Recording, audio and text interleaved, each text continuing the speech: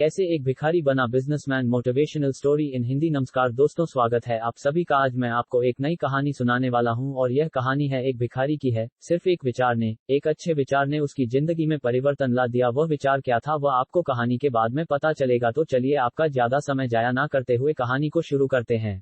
एक भिखारी था, वह भीख मांगा करता था। रेलवे स्टेशन पर वह रोज आता था और एक ट्रेन में बैठकर वह दूसरे रेलवे स्टेशन पर जाता था। एक दिन उसको एक बिजनेसमैन मिला। उसके दिमाग में ख्याल आया कि हो सकता है यह मुझे ज्यादा पैसे देगा, तो क्यों ना मैं इससे भीख मांगूं। जब वह बिजनेसमैन के पास गया भीख मांगने के लिए तो उसने उसको भगा दिया और जाते हुए कहा कि कितने बेवकूफ आदमी हो, तो मुझे ये बताओ कि तुम्हारे पास मेरे को देने के लिए क्या है।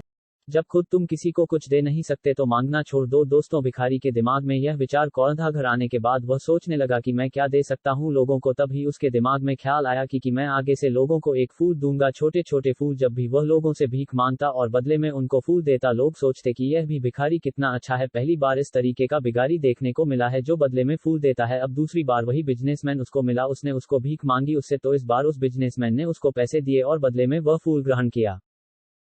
और बिजनेसमैन ने ये कहा कि हाँ, अब मैं तुमसे ये कह सकता हूँ कि तुम एक सच्चे बिजनेसमैन हो, क्योंकि जब तक तुम दूसरे को दे नहीं सकते तब तक दूसरों से मांगना छोड़ दो। दोस्तों, वह भिखारी रेलवे स्टेशन पर बाहर आया और वह जोर से चिल्लाया हो कि मैं भी बिजनेसमैन बन के दिखाऊंगा, और सभी लोग उस पर हंसने लगे। 6 महीने तक भिखारी वहां पर नहीं दिखा।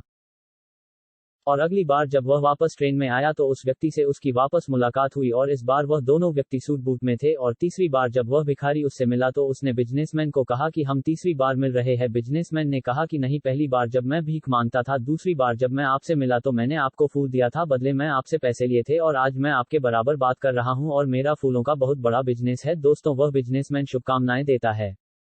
तो इस कहानी का मूल संदेश यही है कि एक विचार, अगर आप खुद को बदलना चाहते हो तो खुद को बदलने के लिए सिर्फ एक विचार पर्याप्त है। एक विचार आपकी जिंदगी में रौनक ला सकता है। और सबसे महत्वपूर्ण बात यह है कि जब तक जिंदगी में दूसरों को दे नहीं सकते तो किसी से मांगने की उम्मीद मत रखो। दोस्तों, आप अगर किसी से मांगते हो तो बदले में उसको भी कुछ दो, ये जिंदगी का उसूल है। मुझे उम्मीद है कि यह कहानी दोस्तों आप सभी को अच्छी लगी होगी। आपको यहाँ पर ढेर सारी कहानियां मिलेंगी। आशा करता हूँ कि आप मेरी कहानी को पढ़कर खुश होंगे और इससे आपको काफी कुछ जानने को मिला होगा। तो अगली कहानी में वापस आपसे मुलाकात होगी। तब तक लिए अपना ख्याल रखें, सुरक्षित रहे। इस कहानी को पढ़ने के लिए और अपना कीमती समय देने के लिए आपका शुक्रिया।